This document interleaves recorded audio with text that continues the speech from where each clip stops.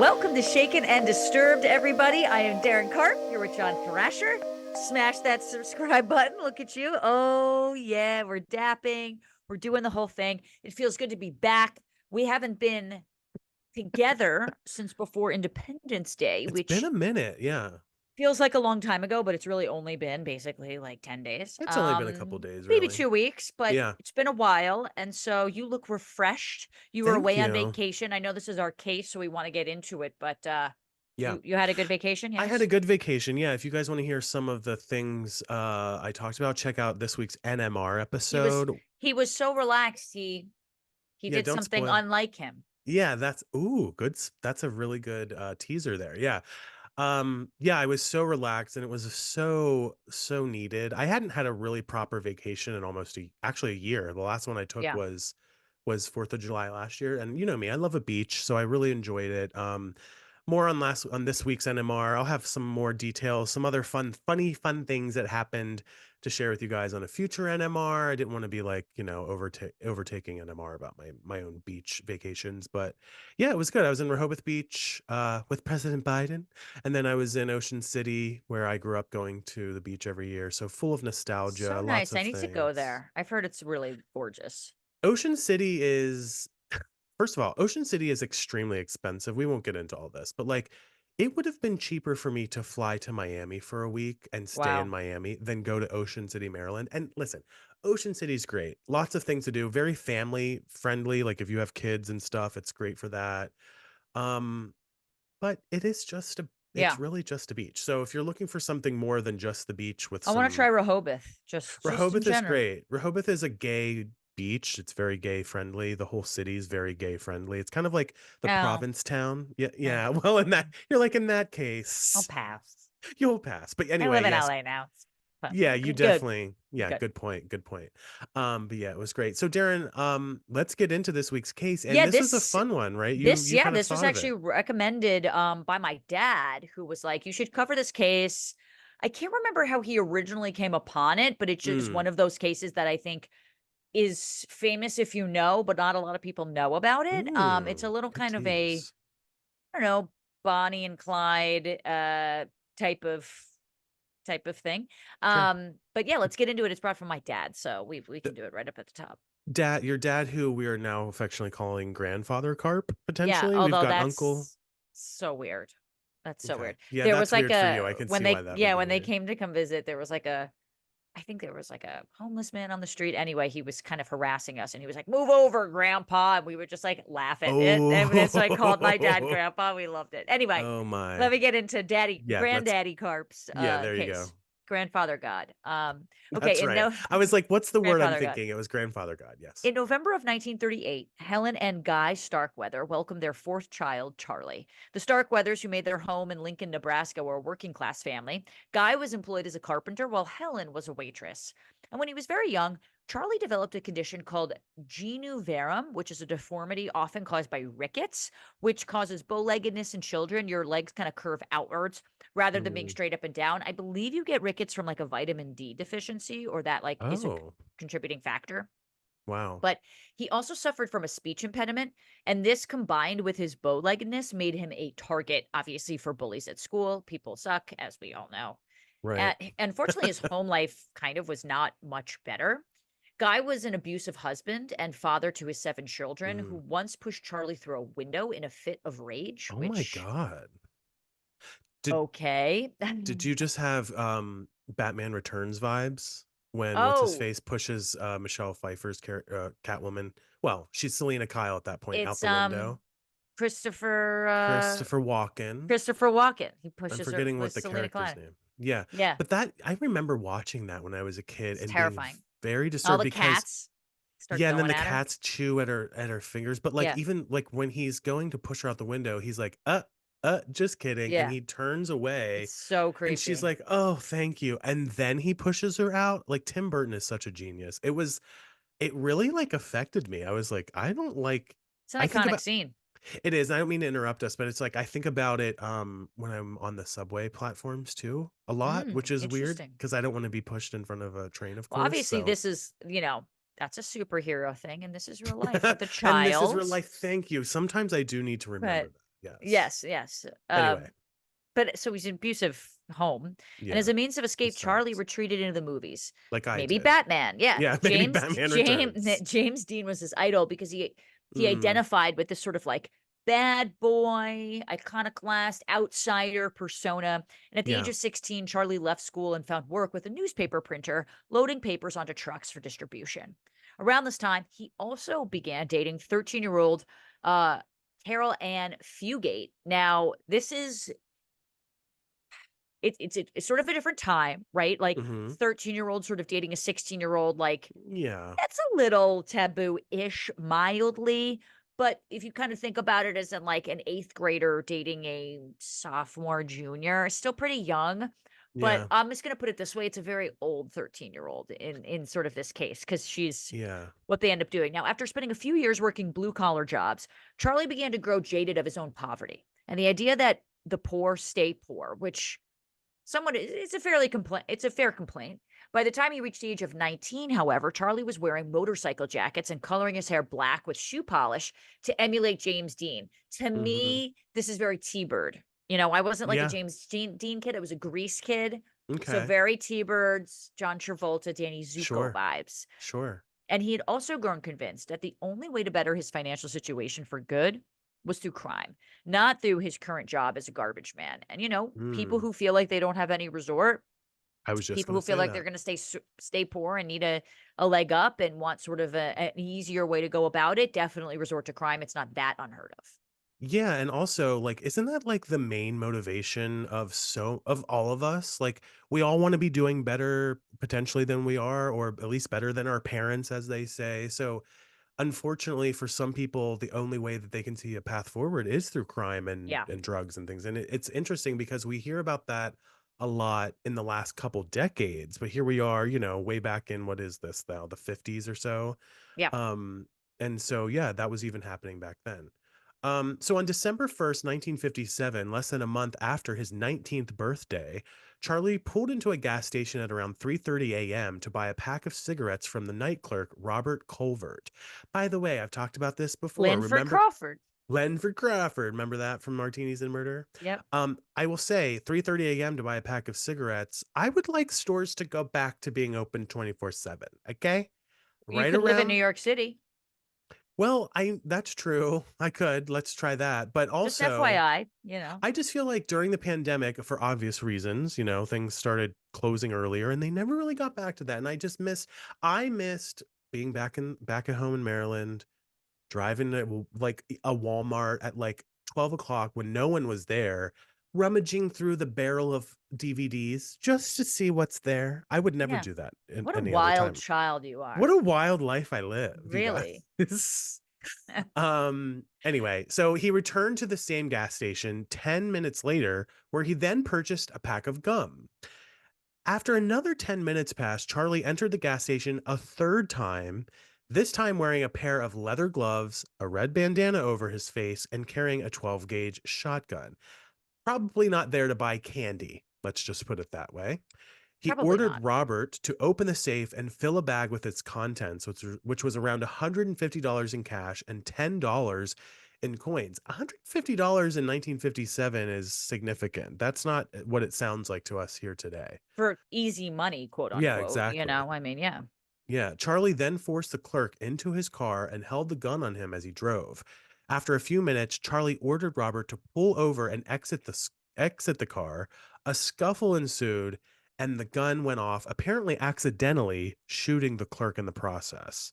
Mm. When he realized what he'd done, Charlie shot Robert again, this time intentionally in the back of the head. I'm sure he was probably thinking, "Oh, well, I better make sure he can't speak or Exactly. whatever." Finish the job kind of thing. Yeah.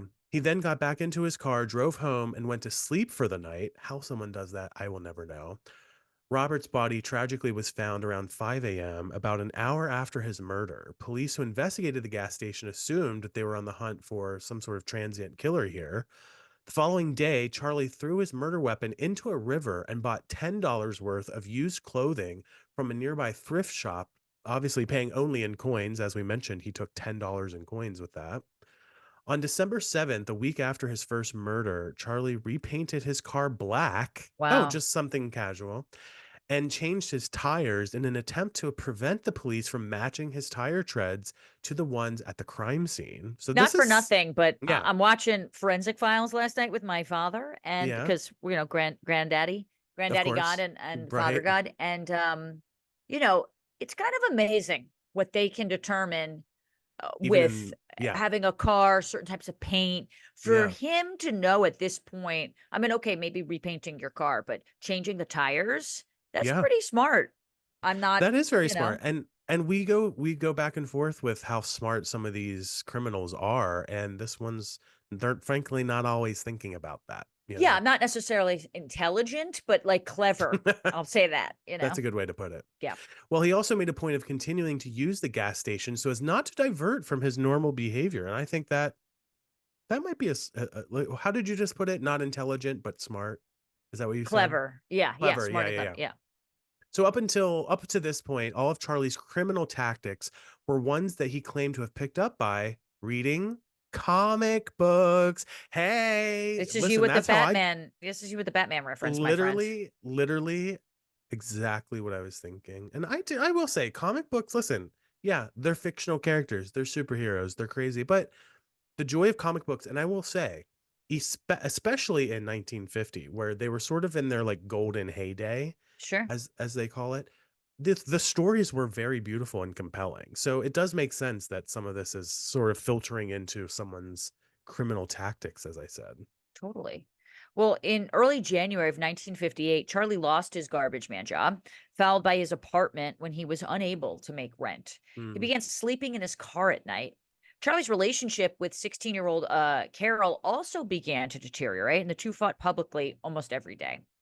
Carol's grandparents noticed that the young girl had gained weight recently and were concerned about the possibility of her getting, or at least mm, already being pregnant with Charlie's baby. She's pretty young. She's 16. yeah, Now, Carol's parents, Marion and Velda Bartlett, decided Marion and Velda, what a name, yeah. decided Like she was, hey, it's the 1950s. well, yeah, just decided that she was just spending too much time with Charlie and forbade her from seeing him anymore. On January 21st, Charlie borrowed his brother's 22 hunting rifle with a story about how he planned to go hunting with Carol's father, Mm, Marion, a seemingly easy story. And around 1 p.m. that afternoon, Charlie showed up unannounced to the Bartlett house where an argument broke out almost instantly. hmm. Carol's mother, Velda, hit Charlie repeatedly in the face, telling him never to come back.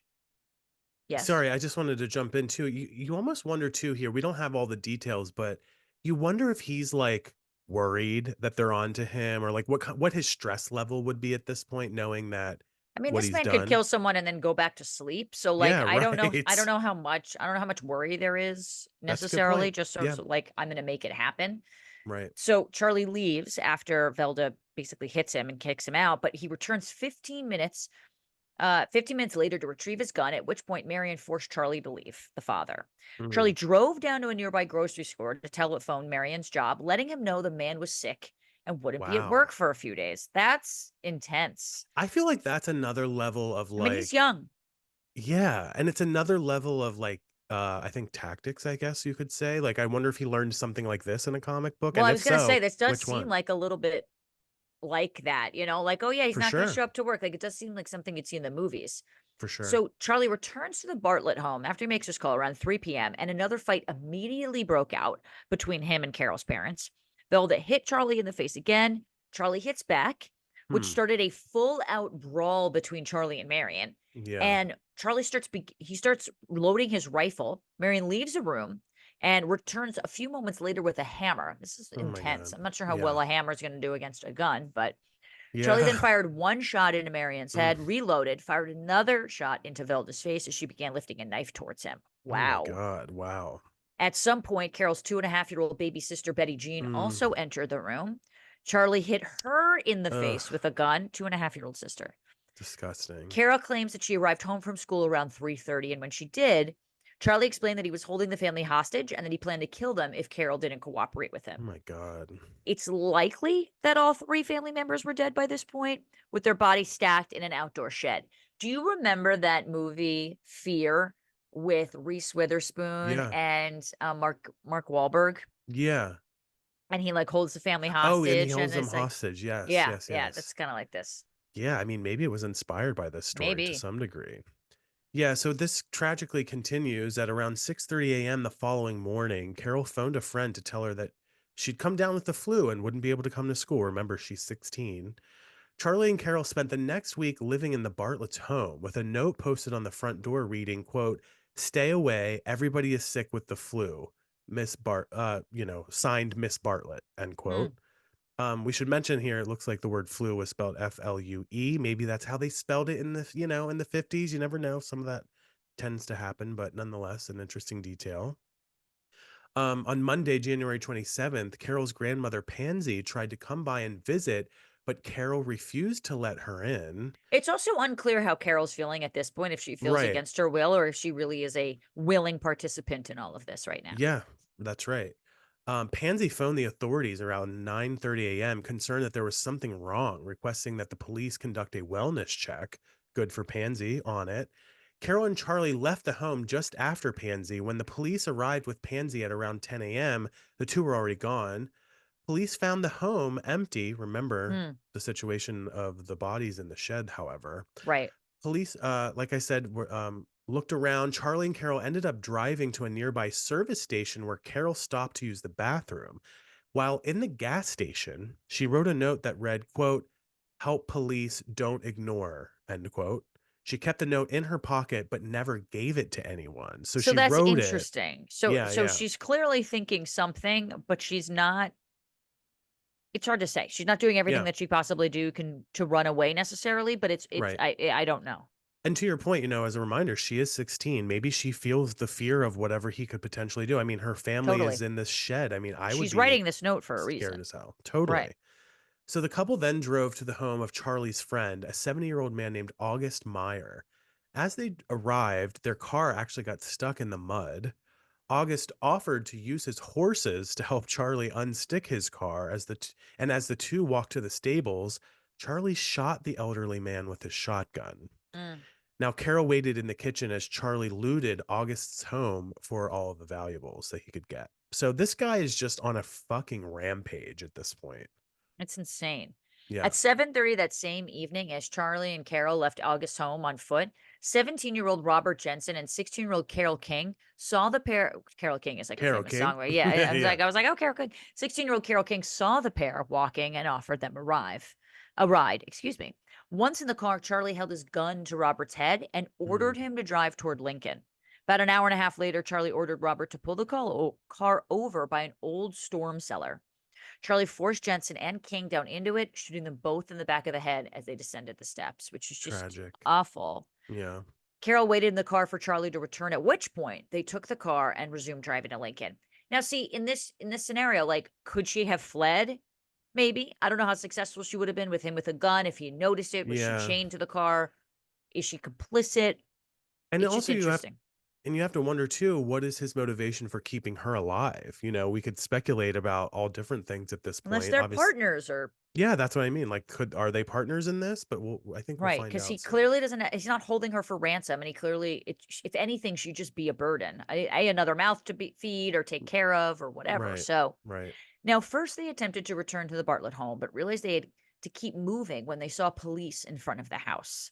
Wow. Realizing they needed somewhere to lay low, Charlie drove around looking for a house that looked easy to enter. It's kind of just so vigilante, like It is, yeah. So he's like on a rampage, like I was saying. around 8:30 in the next morning, Charlie finally picked a home that looked promising and ordered Carol to wait in the car while he went to investigate, knocking on the windows of the home with his rifle. Not terrifying at all. I know, like the visuals of this, and shout out to Megan who did a great job of explaining a lot of this so well with the research that we had. It's very like you kept saying, like cinematic almost. Like it's stuff that you literally have seen in movies, and he just sounds like the ultimate villain. You know what I Right. mean? Like tapping on a window with a rifle. I That's don't like know something what I shit you would see in The do. Wire. Like That's that's what I just mean. Yeah.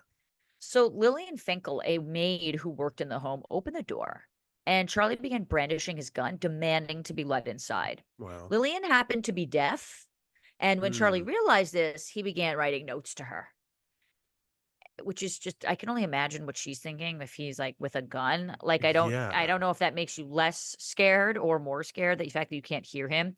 Charlie ordered Yeah. Lillian to put the dog in a bathroom and demanded the lady of the house, a woman named Clara Ward, to come downstairs. Clara greeted Charlie like a guest, even invited Caril inside, served them breakfast, and she and Lillian just began cleaning the house to pass the time. Oh, just casual, just a guy with a big Kind rifle of hanging nuts. out. Yeah. Yeah, so around 1 p.m., Clara asked to go upstairs to change her shoes, but didn't return. Charlie went upstairs to check on her half an hour later. Upstairs, he found Clara armed with her own 22 caliber pistol, which she fired at him. Wow. Charlie threw a knife at Clara, hitting her in the back. Like, what in the like Marvel Studios is going on Exactly. here? He then took her gun and brought it back downstairs to Caril, ordering her to guard the maid. When Charlie returned to Clara, he found her trying to use the phone, so he tied her up and left her on the bed.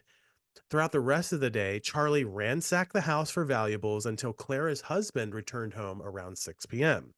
As you might expect, another struggle ensued, during which time Charlie was able to shoot Mr. Ward. This guy is getting like frankly kind of lucky with all of these things. Oof. I mean, this woman Clara had her own gun and he still managed to kind Well, of that's come what out I'm on saying. top. And she's like kind of trapped him by coming upstairs. I mean, Right. Yeah. Well, shortly thereafter, Charlie and Carol brought Lillian, the maid, upstairs and killed both her and Clara before leaving the home for good around 7 p.m. in the Ward's car. So now they have their car as well. So they've changed out, the situation there.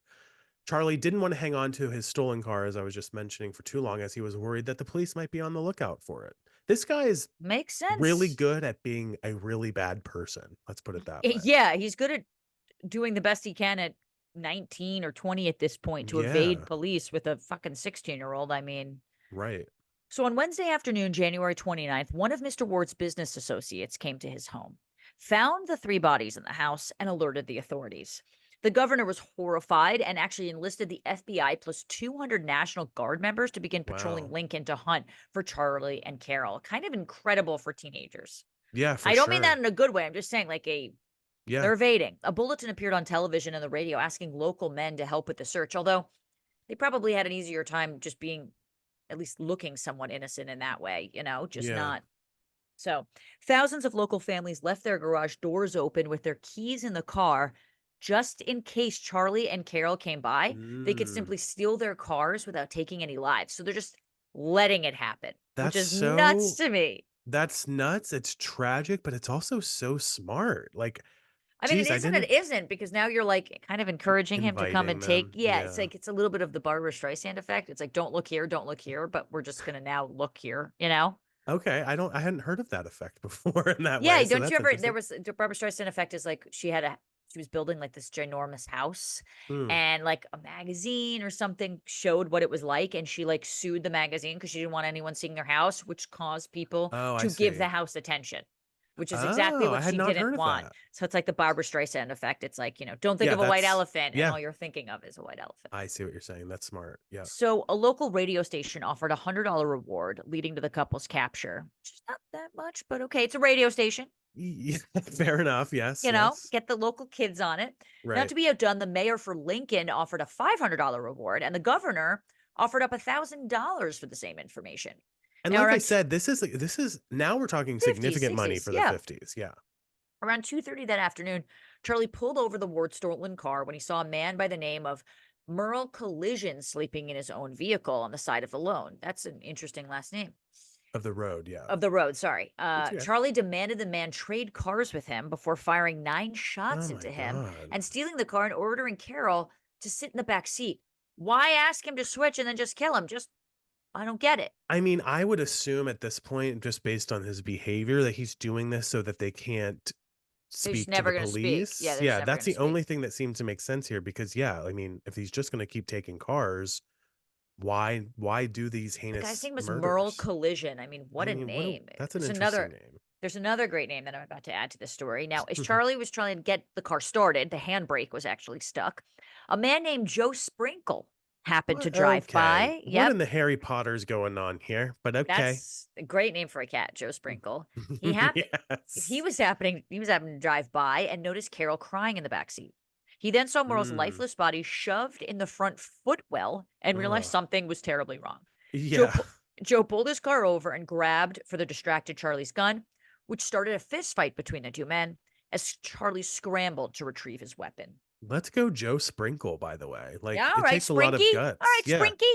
And I wonder if Joe Sprinky knew about, I don't mean to be make fun of this here, it's a just funny name, you guys, but Yes, I wonder if he knew about this. There was a huge FBI investigation, so I right, wonder how aware, how big was this on the media in 1958 or right, whenever this was going exactly. down? Well, the local deputy sheriff happened to also drive by at exactly the right time to see the two men brawling in the street. Carol immediately left the stolen car and got into the police car, screaming, "He's going to kill me. He's crazy. He's just killed a man." So, and by the way, we did mention, we kind of jumped over this. She was crying in the back seat. I feel like that's a great indicator that she's a part She's of not this happy against with her this. will. Yeah, Yeah, yeah. just to be clear. Um, but in the confusion, Charlie managed to get back into the ward's stolen car and drove off. However, as you know, police were now able to identify Charlie and guess the direction he might be headed. They set up a roadblock further down the highway that he had escaped down, but Charlie drove through it at over 100 miles per hour. So very, very like, did you Sheesh. say Bonnie and Clyde earlier? It kind of A did little bit sound like that. I something mean, like that. obviously, I think Bonnie was probably more willing than Right. maybe Carol, but a little Bonnie and Yeah. Clyde-ish. For sure. Well, a vicious shootout ensued, and after all the windows were shot out of Charlie's stolen car, he finally surrendered to the authorities. Charlie himself had sustained a fair amount of damage and was covered in blood. Authorities suspected that he only surrendered because he feared he was bleeding out and may die. Isn't Wow. it funny how these murderers are such, they don't want to die, they don't want to be bleeding out. I'm like, you just killed like 55 Right, million people, you idiot. right. Anyway, the following day, January 30th, 1958, Charlie was charged with first-degree murder of Merle Collision. Carol, excuse me, was taken into custody at the same time as Charlie, at which time she began demanding she be allowed to call her parents and began screaming and crying when informed that they were actually dead. Remember, they were part of the shed situation Right, but earlier on I would think that, I mean, I guess, that she would know. I would think so, but Yeah. I don't know. Now, I while mean, in custody, also, you oh, I was know just gonna say, maybe Charlie was telling her the wrong information. Maybe well, he was that's saying they're hanging out in the shed, but not that they were alive. right, because, I mean, he did say, like, "Unless you do what I want, I'm gonna kill everyone." Now, they're probably already Right, likely dead, but just right. I don't know. Now, while in custody, Charlie submitted several lengthy formal statements, which included confessions to the police. During this time, Charlie referred to Carol as a captive and assured authorities that she didn't have anything to do with the murders. Okay. Charlie's trial began on May 5th, 1959, and his defense team defied Charlie's wishes by offering an insanity defense. Perhaps the only viable avenue open to them with the confessions and statements also in play, because he is admitting to all of this stuff. The Right. defense team brought in medical professionals to testify that Charlie had received a bad blow to the head while at work, which may have led to his criminal behavior. And Yeah. Carol's attorney did not allow her to testify, instructing her to invoke the Fifth Amendment if she was called by either side. Probably good to do for a young kid like that. On Yeah. because she, you don't want to perjure yourself. On May 22nd, the jury found Charlie guilty of 2 counts of first-degree murder, recommending to be sentenced to death. On July 3rd, 1958, the grand jury ruled that Carol would be tried as an adult for her role in the murder spree, and her murder trial began on October 27th.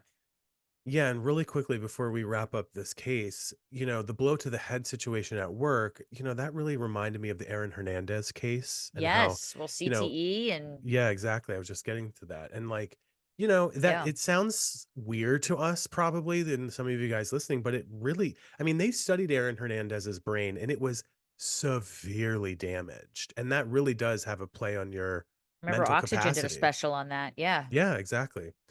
Well, on November 5th, it was announced that Charlie would be called to testify against Carol.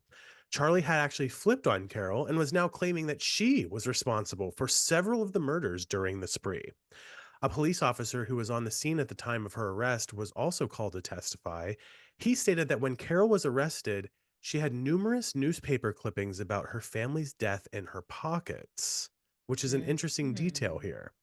Another officer was called to testify that when he spoke to Carol just after her arrest, she mentioned seeing her family killed and included some extremely specific details that turned out to be correct. So this is obviously pointing to the fact that she was pretending to some degree, Wasn't as innocent maybe as as yes. she might have said. However, let's also take into consideration maybe she was traumatized. Maybe she didn't remember these things. I mean, Exactly. imagine We're being never on gonna a, know, unfortunately. yeah, like a several day manhunt with someone else who's killing everyone. I mean, that's traumatic in and of itself. But nonetheless, Carol was sentenced to life in prison.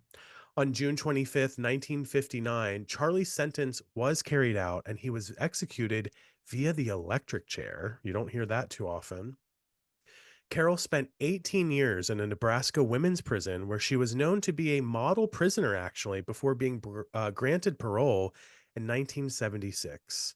Wow. Nearly 20 years later, several of the officers involved in her case continued to protest her parole, actually, believing her to be just as guilty of the murders as Charlie. One sheriff even insisted, quote, "She told me they made up a story to make her look good so she could get off. They tied up her hands and she worked them around so she got rope burns on her wrist. That way they could say that she was a prisoner." End quote. Hmm. Yeah, so really unfortunate case with a sadly a string of dead bodies all over Nebraska and the Lincoln area there. Yeah, and just So careless kind of for no reason and just sad. Feeling like a last resort and people feeling desperate kind of resort to the worst measures. And so just Bonnie and Clyde, yeah. good case suggestion from Granddaddy Carp, and Granddaddy God, but just That's yeah, right. shitty all around. I wonder, do you know what kind of motivated him? Did he hear about this somewhere? Maybe you mentioned at the top of the Yeah, show I and I'm mentioned it at the forgetting. top, but I couldn't remember. I'm Sorry. gonna have to go back to it. But he just Yeah. remembered this case from when he was a kid Oh, right. When he was a because kid. he was Yeah. born in like 1950. So I think he just remembered Mm, this yeah. specific case, I guess, because they were young and And frankly, long serial killers like that in the 50s weren't as common yet. I feel like serial killers really surely came this would into have been a their major own. news story considering the age and considering how many Exactly. people. That's But yeah, exactly it what I was was just getting at. interesting. Yeah, so let us know what you guys think. Hit us up on social media, J Thrasher Carpe Daryn. Hit us up on our Facebook group if you're not there yet. It's a lot of fun. Lots of us are in there chatting. And if you're a Patreon member, you can DM us or comment on this week's case, and we may read it on a future episode. In fact, Daryn, we have a comment from a Patreon subscriber. Yes. Sandy, why don't you get us into our listener shout outs? Yes, Sandy on Patreon listened and watched our last full episode, excuse me, about the Picton Pig Farm, which was a particularly disgusting episode. Yep. Picton Pig Farm massacres, and said, "quote I just watched the documentary on this, and it was a lot different than the episode. What a creeper!" Yeah, and hopefully, Sandy, that's a positive thing. Like we were hoping to bring some new information or even just a different way to like kind of analyze what was happening there. So thank you. I'm sure it was, and thank you, Sandy, for that. Yeah. Kylie in our Facebook group was listening to us talk on episode 164 about expiration dates. Daryn, I was worried about certain things in my refrigerator being able to be eaten by or used by. She says, quote, "Listening to episode 164, wanted to chime in on the subject of expiration dates. My parents live in Oregon, and we typically visit with my sister, excuse me, around the holidays where our favorite family game is guess the oldest expiration date in the fridge. My mom just remodeled their kitchen and was throwing out items in the pantry from Y2K, Oh my aka the year god. 2000, for those who don't know. And she had a jar of beans from 1992. Darren's laughing, you guys. Okay, 34 years. All right. That's and I feel you on that. I don't know if I mentioned it in this Sorry, episode, but 32 years. That's insane. That's whatever it insane. is, yeah, it's Yeah. insane. My grandparents are the same. Like, I'll go to my grandparents' house and I'm like, "We cannot keep a Also, jar of tomatoes." but aren't things jarred supposed to keep forever? I mean, isn't this what they Sorry, have in The that's a Walking good Dead? I point. mean, jarred things. It's true, but I think just by the nature of being organic things, they are meant to deteriorate. So you may technically be able to eat a jar of beans from 1992. Should you? Will it I taste don't good? know if you Probably should, but I not. feel Yeah. like maybe you could. Yeah, you probably could, but it Um, wouldn't taste great. So Kylie, thank you for that really funny comment. yes, and guys, don't forget to join us on Patreon where we're posting bonus episodes, videos, and tons of other fun features for as little as $5 a month. You get years of goodies. Yeah, we've been doing that for since we launched the show 2021. So now's a great time to sign up. You can actually even get it cheaper when you sign up annually. It really does help us keep making new episodes and paying all of our bills for the show, which are, starting to add up after all these years. Let's just put Yeah. it that way. Yes. And if you're already a patron, thank you so much for your Yes, support. thank you It so really much. does mean the most to us. So we appreciate each and every one of you guys that sign up or are considering signing up. Yes, and John, we're happy you're back from vacation. Thank Guys, let you. us know in some case suggestions. Obviously, come those through, but we will be back next week with Yeah. another new case and another Yeah. new M&MR. Yeah. Take your vitamins, by the way. And check your pits, especially if you have a peenie, a pee-pee. Oh, okay. All Okay. right. See you guys next time. Bye. Bye.